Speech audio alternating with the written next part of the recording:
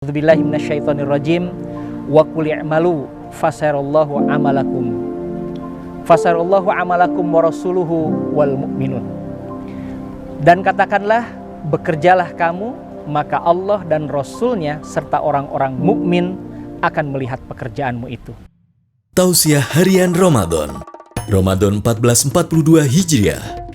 Kebaikan tanpa batas bersama Baitul Mal Hidayatullah.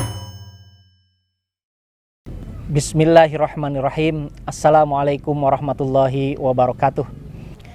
Di masa pandemi, sejak awal adanya pandemi yang menerpa bangsa kita ini khususnya, kita kenal dengan istilah WFH, bekerja dari rumah. Masya Allah, luar biasa. Ini merupakan hal baru bagi kita dan sepertinya sekarang ini sudah menjadi hal yang biasa.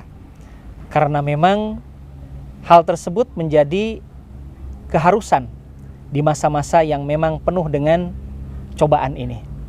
Hadirin rahimakumullah, masalahnya adalah ternyata tidak mudah melaksanakan WFH. Nampaknya seperti mudah. Kita berada di rumah, berada di tengah-tengah keluarga, anak-anak, istri, suami, Masya Allah. Nikmat luar biasa. Bekerja dari rumah, gaji tetap, dan pekerjaan bisa dilakukan tanpa harus keluar rumah. Sepertinya itu adalah mudah, tapi bagi sebagian orang ternyata itu masalah. Masalah terjadinya konflik, masalah terjadinya kerenggangan dengan keluarga, kebosanan, stres, dan seterusnya. Dan ini perlu kita antisipasi. Memang satu sisi mudah, tetapi sisi yang lainnya godaannya juga cukup banyak.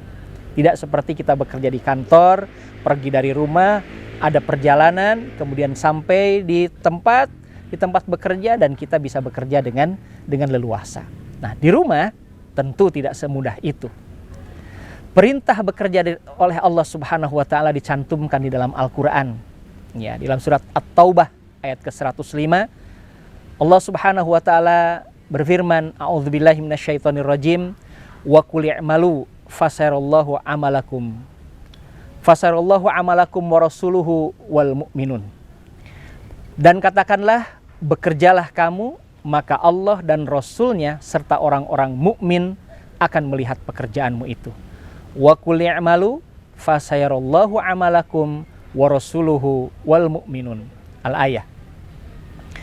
Nah, dari ayat inilah kemudian bekerja itu menjadi sebuah semangat. Lahirnya semangat untuk bekerja itu berdasarkan ayat ini sangat besar. Karena perintah. Maka bagi orang yang bekerja di rumah perlu strategi agar tidak sampai kebosanan itu tiba, stres, tertekan, bahkan sampai depresi. Di bulan suci Ramadan tentu hal ini juga menjadi masalah. Ketika kita tidak tahu bagaimana memperlakukan bekerja di rumah itu dalam bulan suci Ramadan. Alih-alih bekerja, justru kemudian memperbanyak tidur. Dan itu menjadi sesuatu yang sia-sia, walaupun memang sebagian waktu bisa kita gunakan untuk istirahat. Salah satu yang perlu disampaikan pada kesempatan ini di bulan suci Ramadan untuk mengefektifkan WFH atau bekerja dari rumah. Yang pertama, lakukan sebagian besar pekerjaan itu setelah kita makan sahur. Ya. Jadi setelah makan sahur itu jangan sampai kemudian kita tertidur, tapi lakukan menjelang subuh, setelah subuh kita tadarus misalkan, dan setelah itu kemudian kita lanjutkan dengan pekerjaan yang memang menjadi kewajiban kita. Jangan tidur, ya.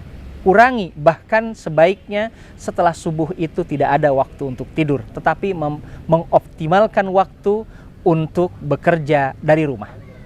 Yang kedua, ketika makan sahur pun demikian, ada berkah di dalamnya. Tasahharu fa inna fis sahuri barakah. Di dalam sahur itu ada barakah, maka kemudian diperintahkan oleh Rasulullah untuk melakukannya. Nah, untuk yang bekerja di rumah, ya, sahurlah secukupnya.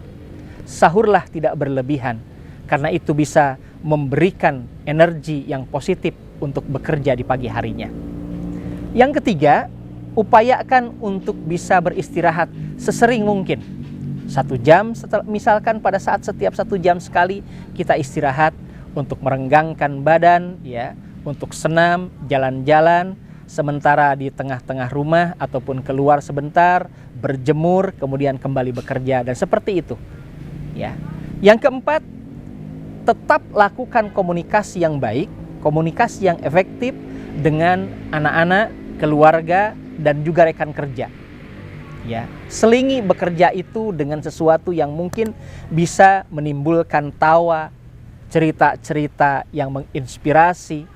Ya, itu di bulan suci Ramadan bekerja di rumah itu Masya Allah gangguannya besar sekali. Tetapi ketika kita bisa memperlakukannya dengan baik, justru keuntungan-keuntungan akan kita dapatkan. Yang kelima, jangan tinggalkan ibadah. Hati-hati, kadang-kadang asyiknya kita bekerja melalui daring misalkan, online, ternyata kemudian kita lepas sholat duhurnya, lepas sholat asarnya, bahkan kemudian kajian-kajian ditinggalkan begitu saja. Kita niatkan ibadah untuk bekerja, atau bekerja itu adalah untuk beribadah kepada Allah Subhanahu wa Ta'ala. Karena bekerja itu perintah dari Allah, maka ketika kita mengambilnya dengan niat ibadah, insya Allah tangan dan bantuan Allah Subhanahu wa Ta'ala akan terus berdatangan mendampingi kita, mengarahkan kita kepada hal-hal yang positif, bahkan beruntung. Keberuntungan kita inginkan di dunia dan di akhirat. Sa'idun fid dunya wa sa'idun fil akhirah.